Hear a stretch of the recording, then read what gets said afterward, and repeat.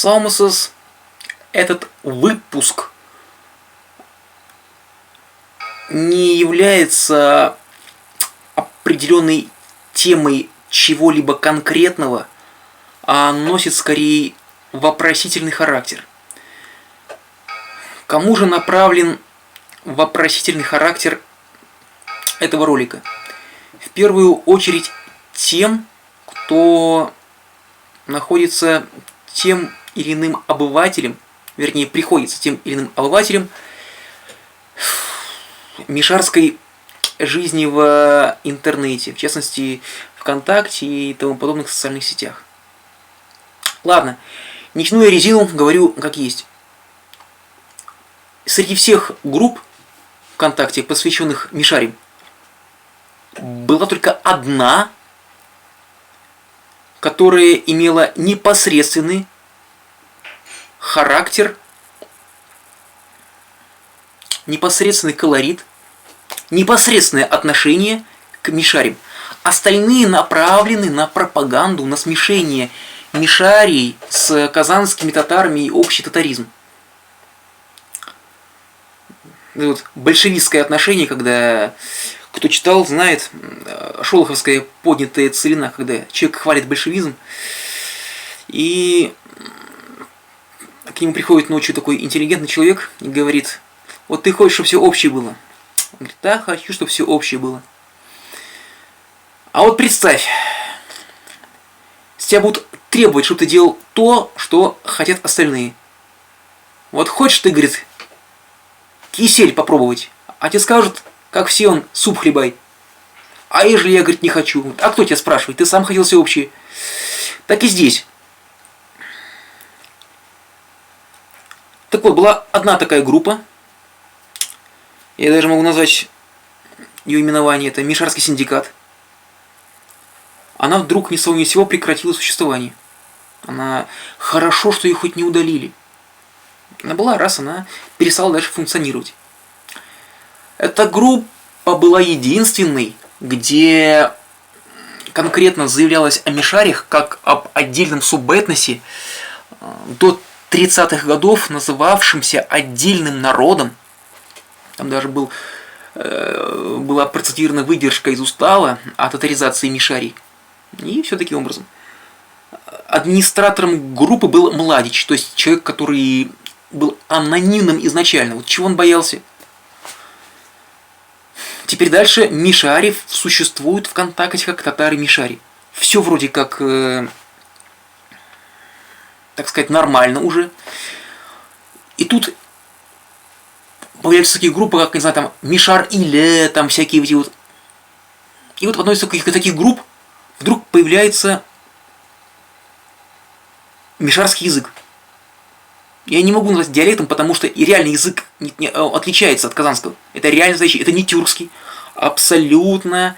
Это вот такой смешанный, такой переживший достаточно непростой этногенез мишарский язык. Запостили какие-то, не знаю, недели на мишарском. Я сразу отправил своим знакомым, я говорю: Мишари, посмотрите, говорю, все. Бас, удаляется. Вообще-то этот пост разместили-то всего утром, вечером его удалили. Кто затирает эти посты? Затем какая-то служба, не знаю, какая-то вот Казанский Кремль спонсирует, не знаю, какую-то структуру, которая борется с пропагандой, как это делали большевики. Я, конечно, не сомневаюсь, что такая структура осталась, ведь при большевиках конкретно работали над тем, чтобы подавлять эти вот этнические чувства национальных меньшинств, субэтносов. Вот молодцы нагайбаки. Молодцы нагайбаки. А вот с Мишарями вот такая вот ситуация случилась, когда проходили эти расстрелы большевистские, угрозы расстрелов. Ну и ситуация привела к тому, что и случилось. Что касается мишарского диалекта, это результат того, что я сейчас подумаю, а не был ли Мишаром, имел ли какое-то отношение к Мишарям Кулгали. Вот Кулгали, потому что его этого булгарского поэта, автора произведения, вошедшего в список всемирного наследия ЮНЕСКО, относили к башкирам из-за того, что у него род принадлежал башкирам, который потом, информацию о котором потом опроверг татарист Маржани. Просто у него же в Кулгали, в поэме Хиса Юсуф, присутствует влияние со стороны агузов, что свойственно мишарим. Но речь о том, что на формировании мишарского языка оказали не турки, а именно азербайджанцы. Вот когда у меня были знакомые азербайджанцы, мне привлекло их слово, которое означает воскресенье. Это базар күні.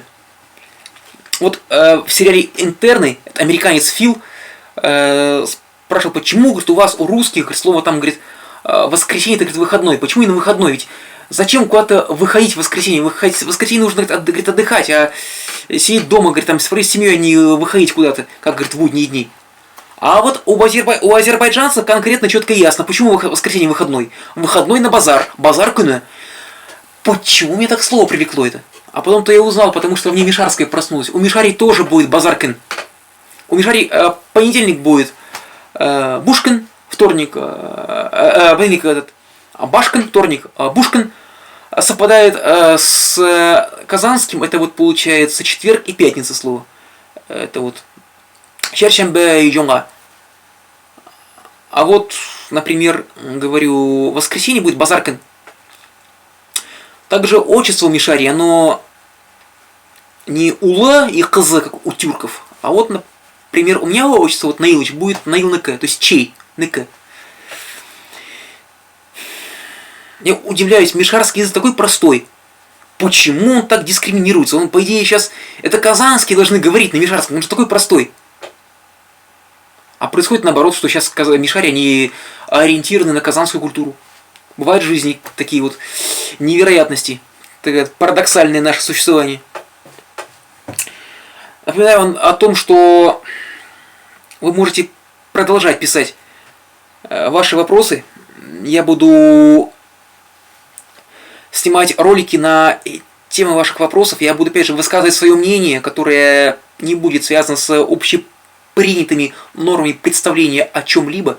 Это сугубо мои логические заключения. Потому что официальную информацию можно найти в Википедии, не знаю, у кого-то еще там. Естественно, каждый, вот, например, мой канал должен иметь свой смысл на существование. И вот я придаю ему смысл, имея свое мнение на ту или иную ситуацию. Опять же, нефиг меня в чем-либо обвинять, уличать. Я нормально отношусь ко всем народам, ко всем людям, но, будучи демократом, я абсолютно свободно высказываю свою точку зрения, свою критику. И либо вы меня понимаете, либо вы будете продолжать писать мне свою критику. Я против критики ничего не имею, пишите, пожалуйста. Но опять же, пропаганда быдлячества у меня не приветствуется. Я ориентирован на культуру, на интеллигентность, на определенные нормы поведения, допустимые в обществе, на разум, на наукратию. Подписывайтесь, ставьте лайки, заказывайте темы. Сау болыңыз.